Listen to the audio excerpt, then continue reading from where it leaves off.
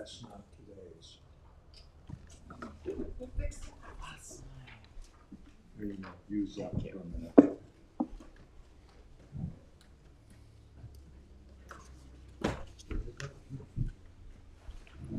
183 in the weeks of song. Thank you.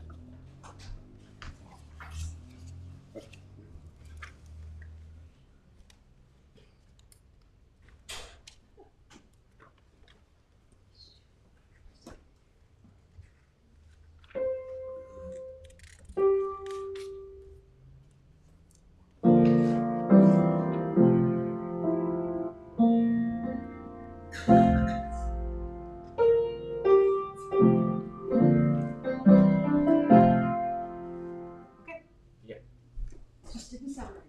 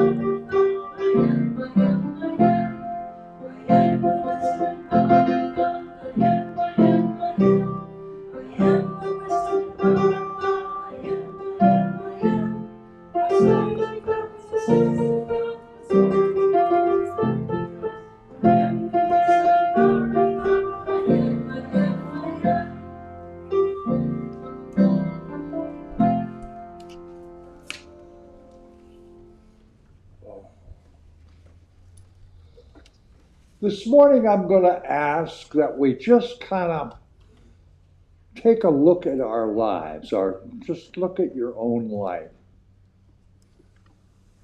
And how would you sum it up in a word or two?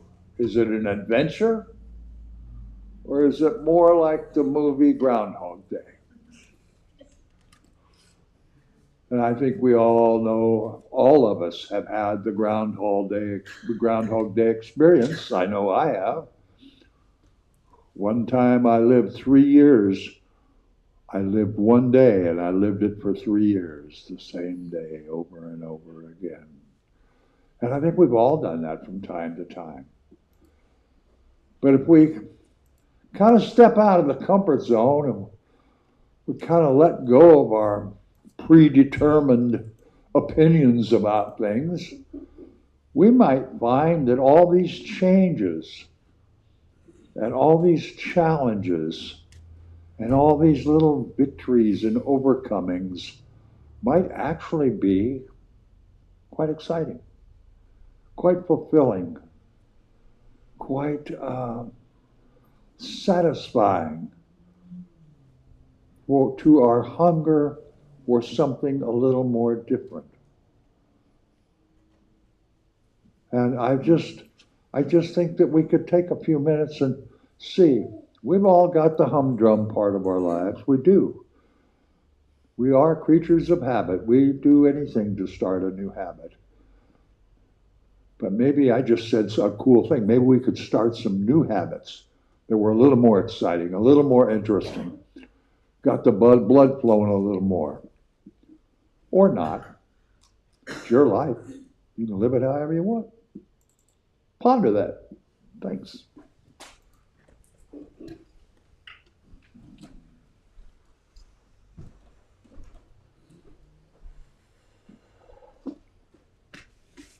Well, I'd just like to continue on somewhat with that and just ask you, start with this thought. Life, your life, my life, is a responsible activity. I caught that little sentence a couple weeks ago and it's stuck with me ever since.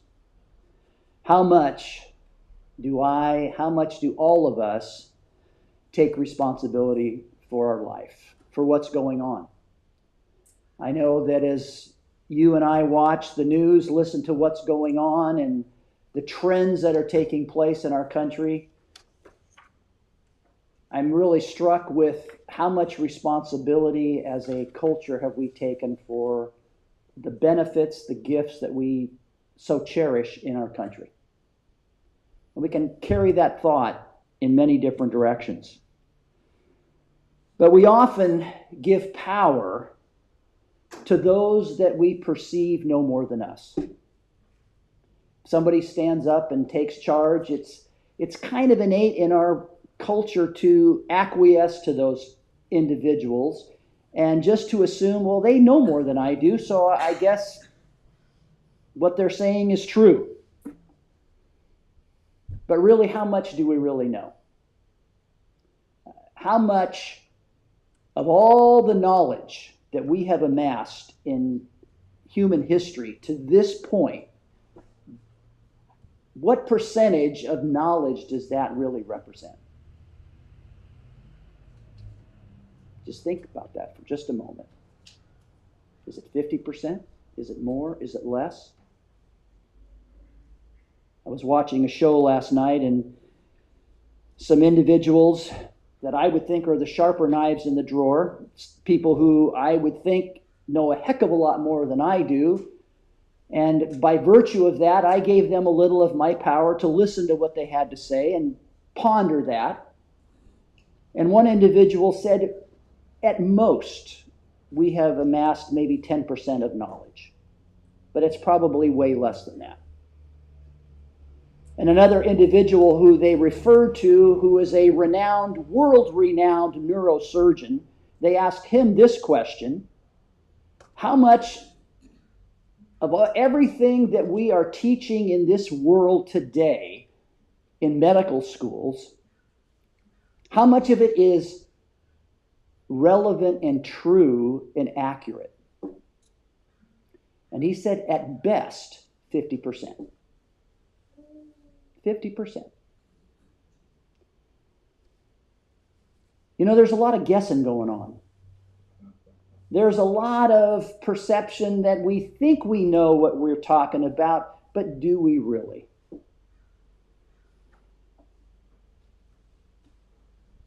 So much of what I think is significant, what gives me significant, I have to come to the reality that maybe I'm basing a lot of my significance on false information.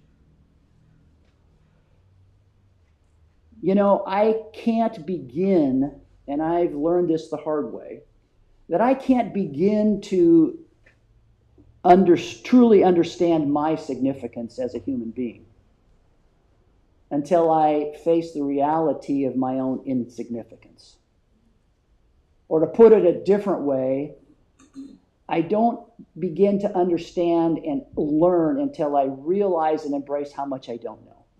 That each and every day, when I say good morning to my wife, when I go out and meet people on the street, there is so much that I don't know. In fact, I'm better off just to assume that I know nothing and just be an open book to absorb what I take in on any given day and assess that, and really, what have I learned today that I didn't know yesterday? The New Testament tells us that we are, those of us that are spiritually awakened, are part of a universal group of people. That everybody on this planet today that is experiencing some form of spiritual awakening, we're all connected. We're part of something massive and whole. And here at Church of the Oaks, as we gather on any given Sunday, how much of that do we realize? How much of that participation do we understand? And how do we take responsibility for that? Being a responsible human being is bringing meaning to the world around us. How I bring meaning to those that I come in contact with. Each and every Sunday, in a few moments, we gather and we hug and we handshake, we embrace, we affirm. But you know, there's so much more to what we do than that. You've all been given and embrace. Well, you've been given. I don't know if you have embraced it yet, your own unique gifts and abilities that you bring to this human race. And at Church of the Oaks, I just know that it's very hard to lift up the individual parts of who we are without embracing the fact that as a whole, we have a very powerful place on this planet, in this world, and that really gives us responsibility for who we are. But all of this takes time. And each and every day, it is something that we must learn and embrace. And so I would just like to close with this brief prayer. It's a prayer that's been referred to as the farmer's prayer. And it was an old farmer was asked to give the breakfast prayer one morning. And he was, dressed for work in his bib overalls, and this is how he prayed on that given morning, and this prayer always has a good meaning for me. But the farmer loudly proclaimed, "Lord, I hate buttermilk."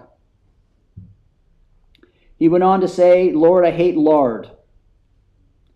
And Lord, I don't much care for raw white flour.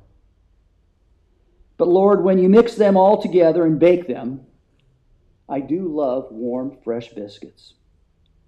So Lord, when things come up that we don't like, when life gets hard, when we don't understand what you're saying to us, help us just to relax and wait until you are done mixing.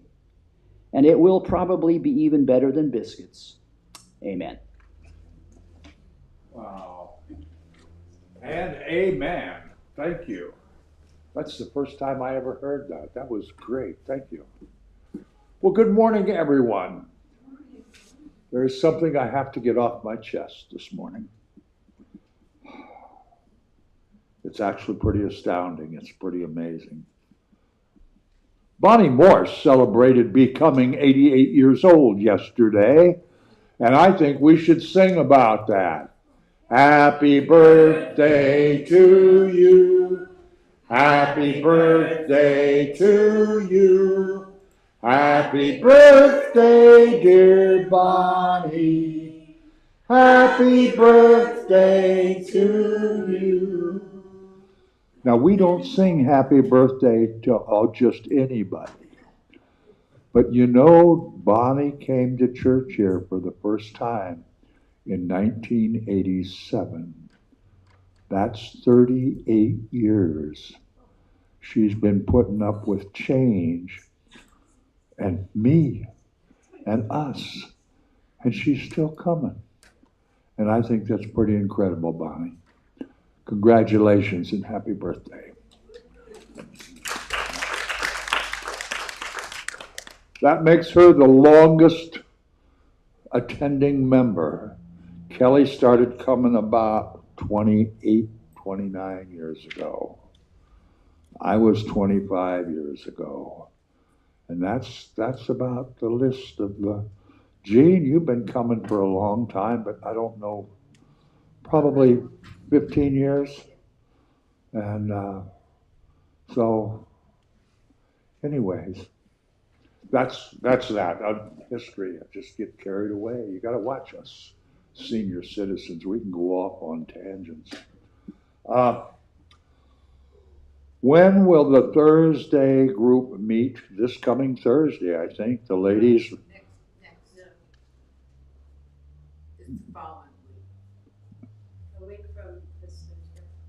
A week from this Thursday. Just met last week. Oh, okay. So all right, that answers all my questions, because we got a newsletter coming out, and Becca has volunteered to take over the newsletter for Wayne. So I'm going to be getting her all the stuff, the dates and stuff this week. So I'm looking forward to see how she does with that. That'll be a fun thing. So thank you very much. Next week, we'll be having potluck. But more importantly, next week we are going to have a visitor. I mentioned last week that our board decided to tithe, our quarterly tithe, to a place called the Living Room. It's a shelter, it's a living shelter.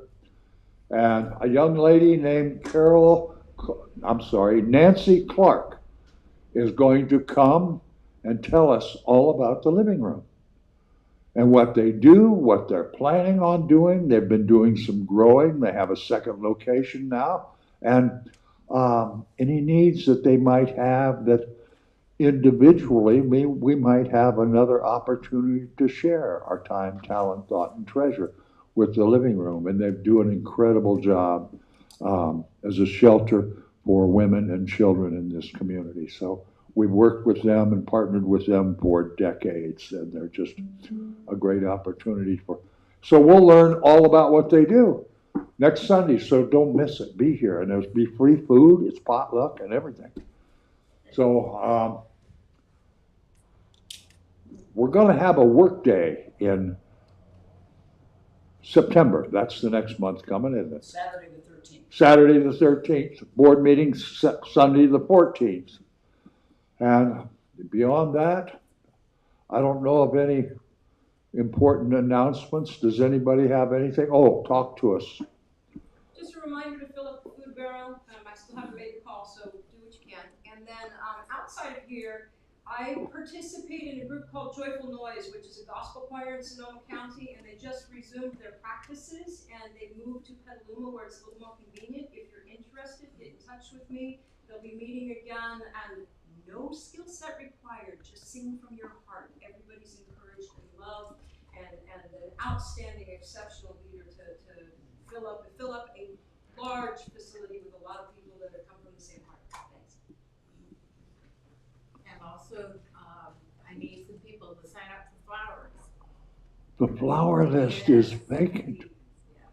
Oh my goodness. All right. And that list is on a calendar right inside this wall, hanging on a bulletin board in the hall right inside that door.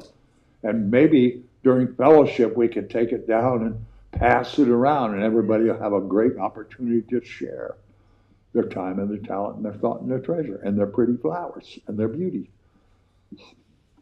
Anything else? We all know people who are going through challenge, hard times, grief. I don't think any of us have missed out on those things. Anybody here never had any health concerns or grief or relationship problems or financial problems, or anybody have gotten through outside of our 2 little ones back here, our 3 little ones, 4 little ones? Most of us have had the average or maybe above average amount of challenge in our life. And don't we all know people who are going through it right now? Some pretty dark times. Let's speak their names, some people we know that could use some love and light, and maybe some acceptance, maybe some compassion, at the very least a little empathy. Any names? Catherine. Ron. Steve.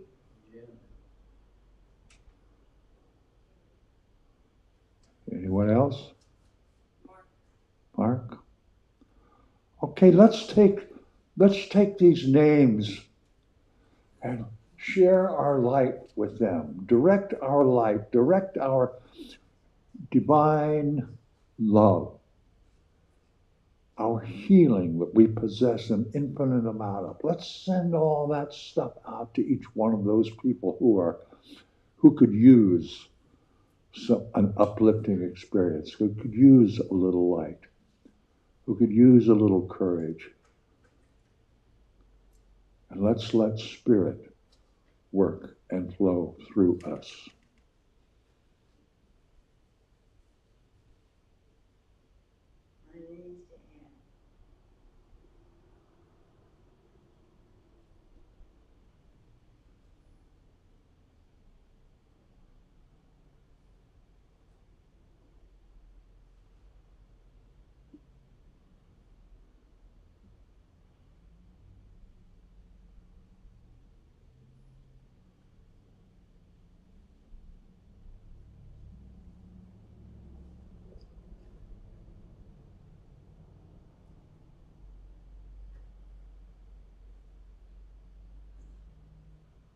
And we trust in Spirit to send that light, to send whatever is needed to anyone who will accept it into their lives.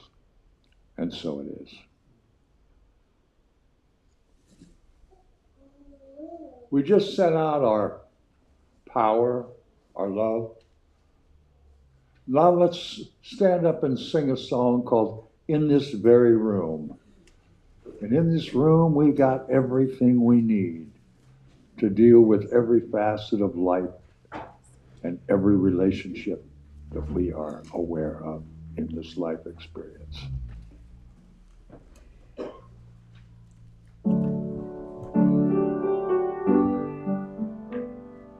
In this very room, there's quite enough love for all I need.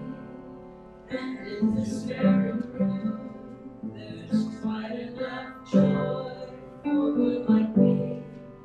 And there's quite enough hope and quite enough power to chase away. For Spirit, divine Spirit, is in this very room. In this very room, there's quite enough love for all of us. And in this very room, there's quite enough joy for all of us. And there's quite enough hope and quite enough power to share wherever we go. For Spirit, divine Spirit, it is in this very room. In this very room, there's quite enough love for all the world. And in this very room, there's quite enough joy for all the world. And there's quite enough hope and quite enough power to reach to all of this earth. For Spirit, divine Spirit, is in this very room. Do not be alarmed. Now is the time. Now's the time. This is where we greet each other in the traditional Church of the Oaks fashion.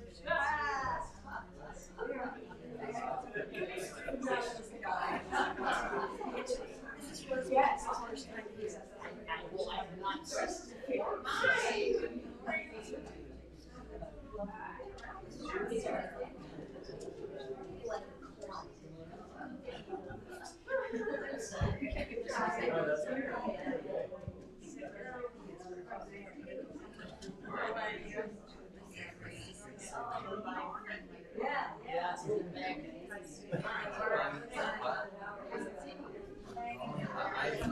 playing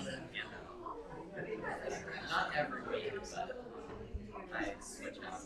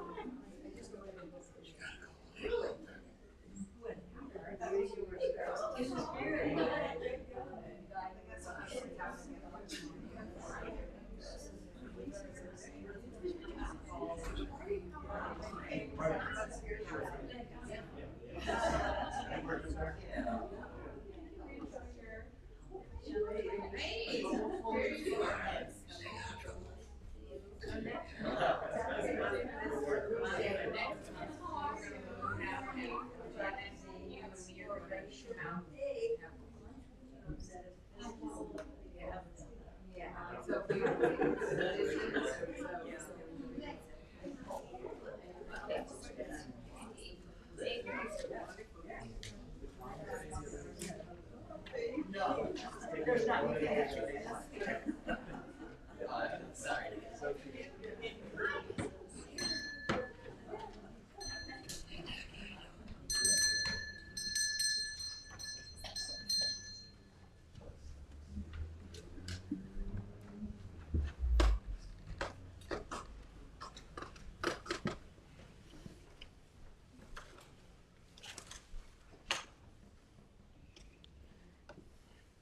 This is next on the order of service. It says, what does it say? Celebrating our abundance. Well, I think we just did that. Each other. That's abundance in our lives. The relationships, the friendships, the warm and fuzzy feeling we get when we hang out together. That's a wonderful abundance in our lives. After church today, we all go next door and we have cookies, and I heard there's a rumor there's some cake left from a birthday party. And here again, we get to know each other better. We have conversations. We feel each other's energies. And I wonder sometimes if we really take the time to be aware of all the abundance that surrounds us. You know, every time we hear somebody talk about the environment and the global warming and the pollution, and we think about our air and our water and our fruits and our vegetables, the things we eat. And everywhere you look, as you walk around this building, you see all the old wood and the paint that's fallen off, but you also see the beauty of all the growing life. All the roses, all the weeds that have survived decades and decades of water and non-water and bugs and bees and people, and everything's still alive. Everything is still bringing what it is to our lives. I don't think anybody's hungry. And you all are wearing clothes that look pretty nice. You all got here somehow.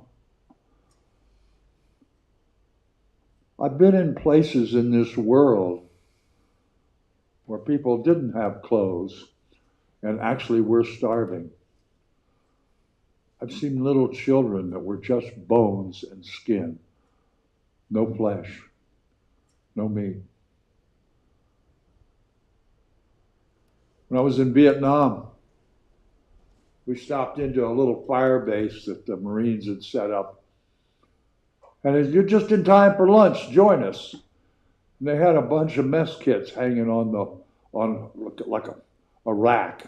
And you go with your mess kit and you get your food. And when you get done, you knock your garbage in one 55-gallon used drum, and then you dunk up and down in a soapy disinfectant. Then you dunk it up and down in the rinse and you hang it back on the rack. It was in the rainy season, and it rained like 30% or 40% of that whole day. As I sat and ate my lunch, I watched little local kids. Were like 2 little boys and a couple little girls. And the second biggest boy took his t-shirt out and he held it like this.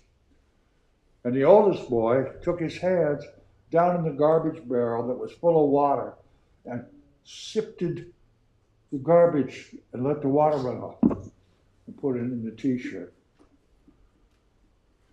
That's what they fed their family with.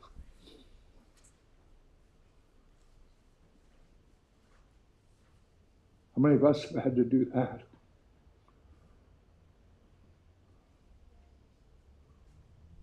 Oh, I think we need to think about being thankful, having gratitude for the abundance we don't even pay attention to. The abundance of our relationships, the abundance of our food, our standard of living that we enjoy here in Sonoma County, our temperature. There's so much. Our lives are surrounded with abundance. It's all there for us. We choose to be aware of it and partake of it. And it tastes better. Whatever it is we partake of, it tastes better, feels better when we give thanks for it, when we show gratitude. Let's read together our affirmation of abundance, may we? When we choose to give, if our gift is inspired by gratitude rather than obligation, we are manifesting the power of the divine and the spiritual principle of abundance. May we have a little pondering music, Serge.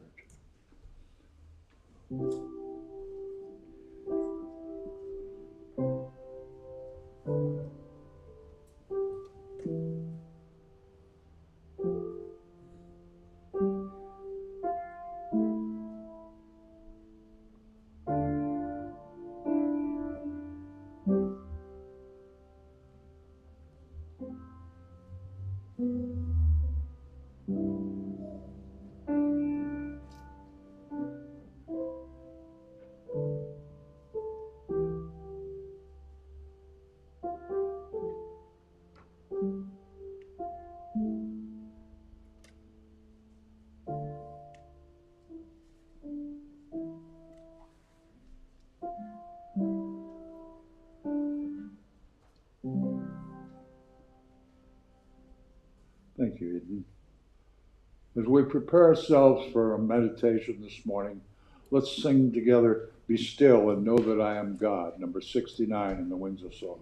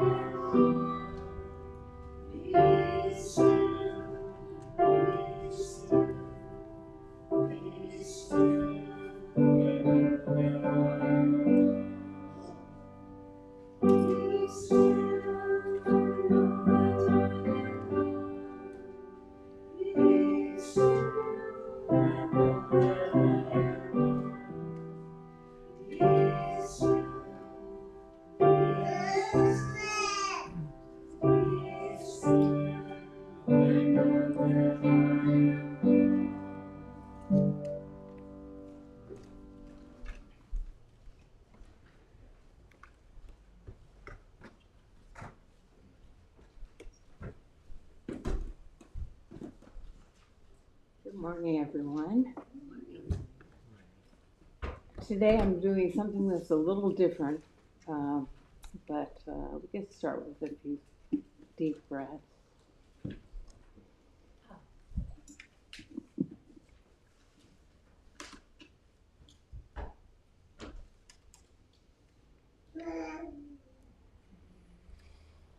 Let me remember the path of my heart, the light in my soul, the force that drives the universe. How precious life is. Love is within everyone.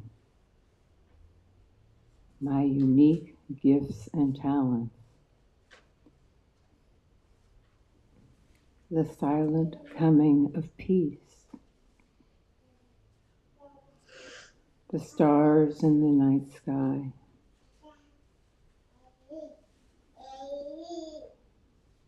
To accept life as it comes.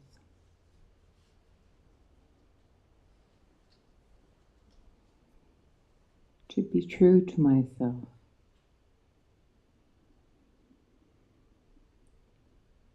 The beauty of this earth. To think good thoughts. That I am a part of everything. To face and release my fears. To nourish my soul.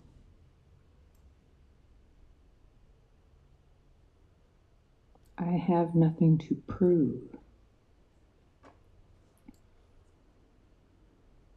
In confusion, be still and listen. My progress. To love myself as much as I can. The pace of my life is my choice. The joy of giving and sharing. To cease judgment. To be deeply grateful. To honor and express my creativity. All that nature has given. To strive toward calmness. To celebrate life. Namaste.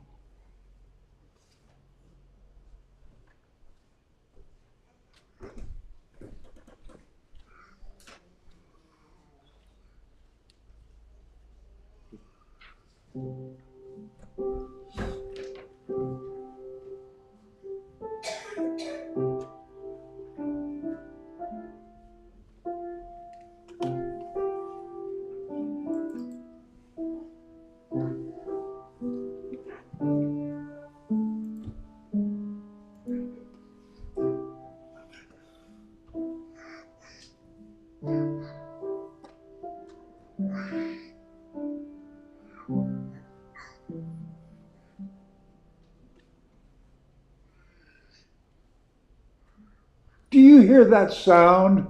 That is the most wonderful sound we have heard in this sanctuary in years. Young life. And that, to me, I love it because that's a reminder to each one of us. We have a responsibility as old folks.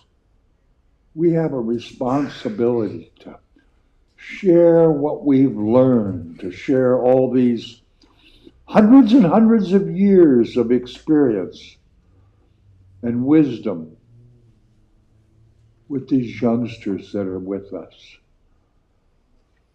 And when we actually hear them make some noise, that's a reminder to us. There are people who are here, who are listening to every word we say. We could talk to them and try to tell them what to, but they learn by watching us and hearing us. And I love that sound. I think it's the most important sound that we need to be aware of. So thank you for being here, and don't you dare walk out to avoid noise. You stay right here.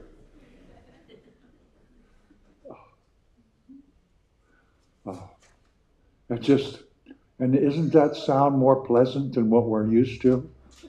We're kind of used to sometimes some unexpected gas and some snoring. That's kind of what we're used to. Oh, that's such joy.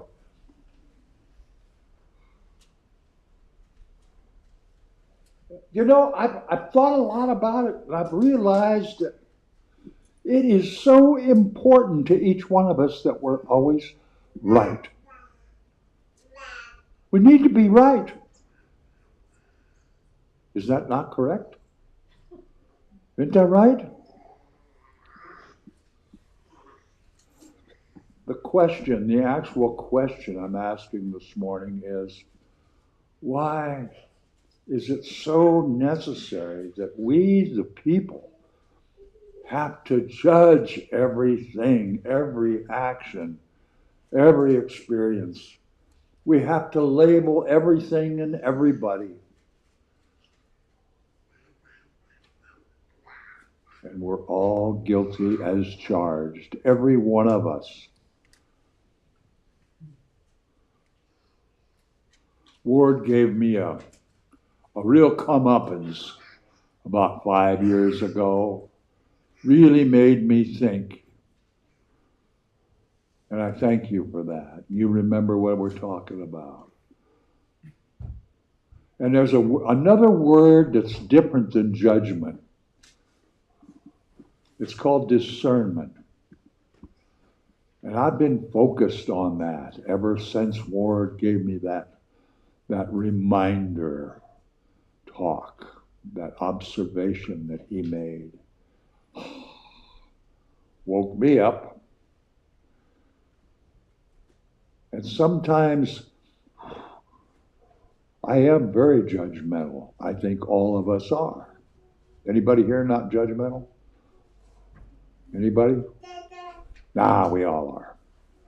Our brains they set us, our brains were, the DNA from the time we had brains were judgmental. Is this a threat? Always looking for negative threats that might be danger, that might cause us the need to do something different to be safe so we can survive. Well, life's gotten a lot better for us human beings. That we still need that awareness of something that is extreme danger. Well, we've gotten real used to judging, and we are encouraged to judge. All of social media and all of the media wants us to judge, wants us to affirm their right. And if we look at our patterns of using social media, whatever we use, don't we listen to the ones that affirm our particular point of view or opinion or belief? How many of us spend time listening to opposite opinions, opposite beliefs? Maybe we should listen to that a little bit once in a while and just see what it is.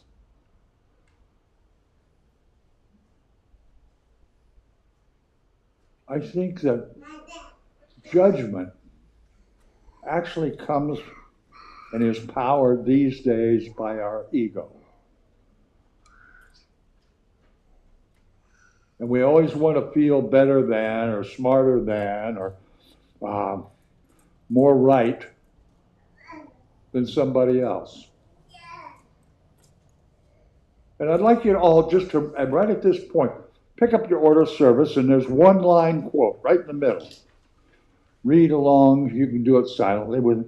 When we judge others, you do not define them, you define yourself. I think that is profound. And that other word I was talking about, discernment, that's when we look at things and we try to figure out exactly what we're looking at. Yeah, that guy just slapped that lady. That's not something I subscribe with, condone, appreciate. And I can have some judgment, but before I make that, I think about what did I watch? What did I see? I didn't see only a different opinion. I saw something that was, I think, wrong, really wrong, not right. And I think if we look at things with discernment rather than just out and out judgment, well, that guy voted for those people. I'm not going to talk to them. They're wrong. Define right and wrong. There are difference of opinion or difference of something, but there are people that do really bad things that actually break laws that we set up in our society for our own protection. But most of the time, we judge people by what they wear, what they look like, what kind of car they drive or don't drive, who they hang out with, how they talk, how they treat other people, how they treat us. I think that all of us could spend some serious time in the week ahead or the couple days ahead at least. I don't know how long you carry what you hear.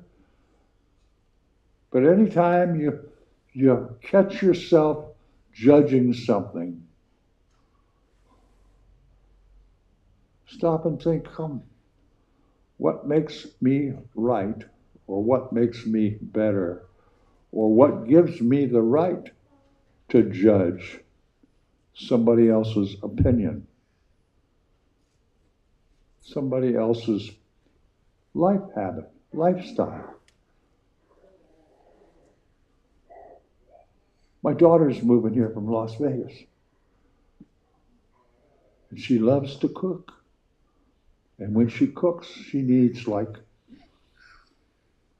I know to start with, it's $110 worth. I know exactly, $110.35 worth of special spices and things to put in food. I don't particularly care for that. Dad, you don't know what you're missing. You need to eat better. I know exactly what I'm missing. And I don't care to eat with cumin and cilantro and all these different things that cost $110.33. I don't really care to have that in my diet. You can have it, it's fine. But please don't tell me what I need to eat. And we're having some great relationship enhancing experiences at the present time. And I'm getting another reminder about judgment. She's lived in Las Vegas for 26 years. People that live in Las Vegas have a whole different set of lifestyle values and things. It's different there. It's its own little bubble. And I'm very judgmental sometimes, I find, of some of her lifestyles and life choices and spending habits. And this is going to be a good exercise for the old man. What right do I have to judge my daughter's lifestyle and life choices? None. I can have discernment. I can choose, I don't want to eat that stuff that you put in food that makes it taste like not food. I choose, but that's my choice. She can eat whatever she wants. She can live her life however she chooses. She can have any kind of friends and relationships she wants. It's her life. I don't have the right to judge her choices. If she asks me for my advice, I can discern what she is doing. I can look for my opinion. If she asks for it, if she invites me, I can give it. She's not going to take my opinion and advice anyway. She's my daughter. We know how that is, don't we, Mom and Dad? But I think all of us maybe need to spend some time thinking about maybe we shouldn't be quite so judgmental. Maybe we shouldn't have to label everything. Oh, he's Presbyterian or Catholic or Jewish, or he's one of those atheist persons.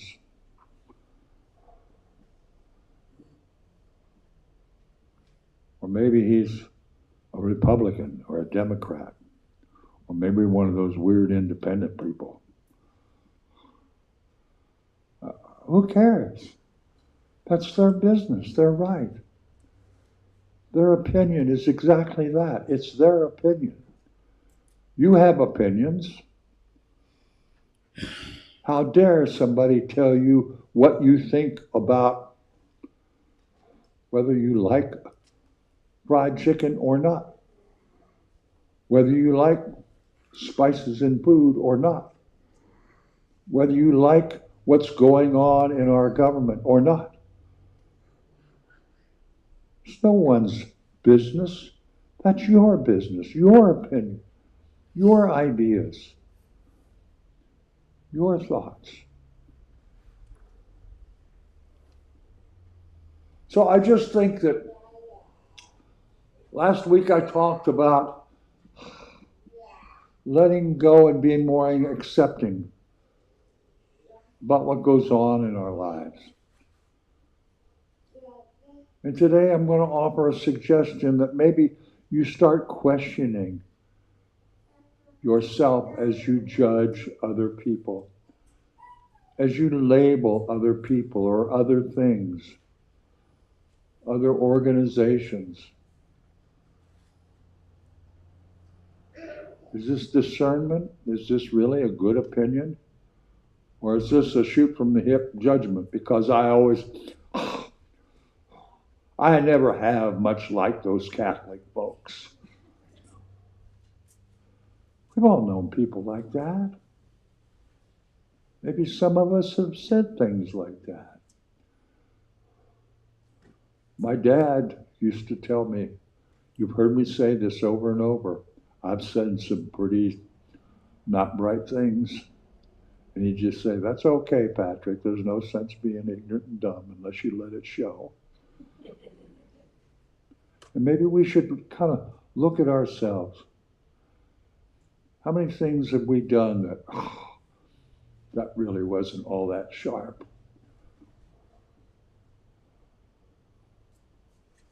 And when we think about judging,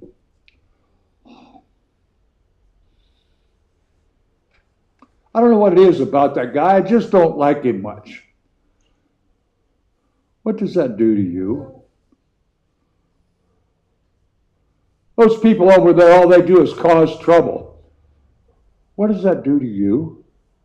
It causes chaos, causes stress. And actually there are different philosophies around, like in Buddhism, the Buddha called it poison. When you make a judgment about somebody that's a negative judgment or a critical judgment about somebody, you actually create a little bit of poison and put it in your innards and let it start poisoning different parts of your life, your thoughts, your opinions. Even your health can be affected by some of your judgments. I don't know. I know that I've got a lot of work to do. And I'm kind of thinking the rest of us could use a little tune-up, a little stand back and check it out. And that's what we're here for, my dear friends. We're here to remind each other of things, of ideas, of practices, of thoughts, of questions that maybe could help us make little shifts. If we look around the room, there are very few people in here who are in a position in life where they can make some major changes in their lives. Most of us, once we get the ARP card, the changes are very subtle. But they can still be changes and shifts. Until we take our last breath, we still have the opportunity to enrich our life rather than poison it. When we start accepting people for who they are and listening to their opinions, they didn't just think, I want a weird opinion that's different than everybody else, so I'm going to say that. No, we all have opinions and ideas because of the experiences we've lived through. I heard a story about a lady went into a restaurant and she was sitting there and she looked at this guy and he was dirty and his hair was all messed up. His hands were kind of dirty. And he had like dirt and stuff under his fingernails and he didn't smell very good. And his clothes were all messed up. And the waitress brought the man like a steak dinner. And she said, oh, wow. And she said, here, it's on the house. And the lady thought, well, it must evidently be a homeless guy. And she said, nothing's too good for a hero. Earlier that day, that guy had rescued a woman and her two children out of a burning building. Their house was on fire. And he went in, got them out.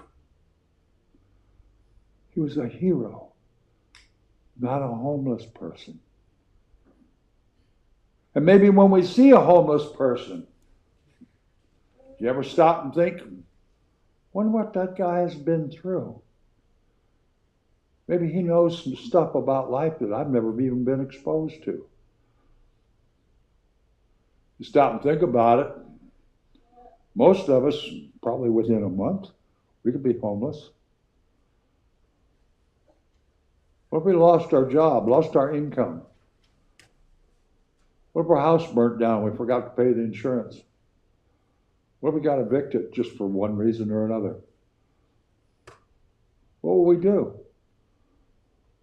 I know if you're renting a house, you need first slab security deposit and you have to have a good credit rating. Cost you $3,000, $4,000, $5,000 to move into an apartment. People today, especially young people, don't have money like that. What do? You wind up with a backpack looking for a dry place. Instead of being judged as dirty or homeless, and maybe we could look at those people, talk to them, listen to them. You have an infinite amount of encouragement within you. You have an infinite amount of compassion. And some people forget to turn their phones off. Just how it is. But I'm just going to remind us all again, that's the message today. Just think, when you find yourself judging something or making an opinion that's not maybe that great, what's that doing to me? Not only am I discounting that person or that thing, or putting a label on that is to describe something that I don't have the wherewithal to really describe.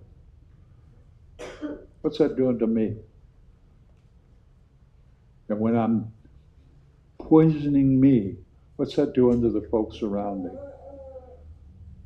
How does that change what I say, what I feel? How does that change my actions? It's just like a big pond, we just keep throwing rocks in it, and the waves just keep going all different directions. That's what our lives are. Okay, I've said enough about all that. I'm done. Ponder that, if you will, or not. I think it's time we stand up and sing that wonderful John Lennon song, Imagine.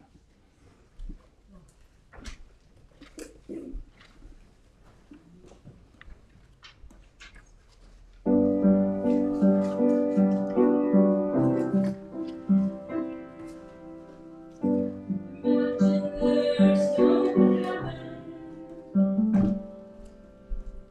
It's easy if you try. No hell below us, above us only sky. Imagine all the people living for today. Imagine there's no countries. It isn't hard to do. Nothing to kill or die for, and no religion too. Imagine all the people living life in peace. You may say I'm a dreamer, but I'm not the only one. I hope someday you'll join us, and the world will be as one. Imagine no possessions. I wonder if you can. No need for greed or hunger. A brotherhood unbound. Imagine all the people sharing all the world. You may say I'm a dreamer, but I'm not the only one. I hope someday you'll join us, and the world will live as one. All right, give us a minute to circle up. We close every service, we all join hands and we sing amen. All right, Maestro.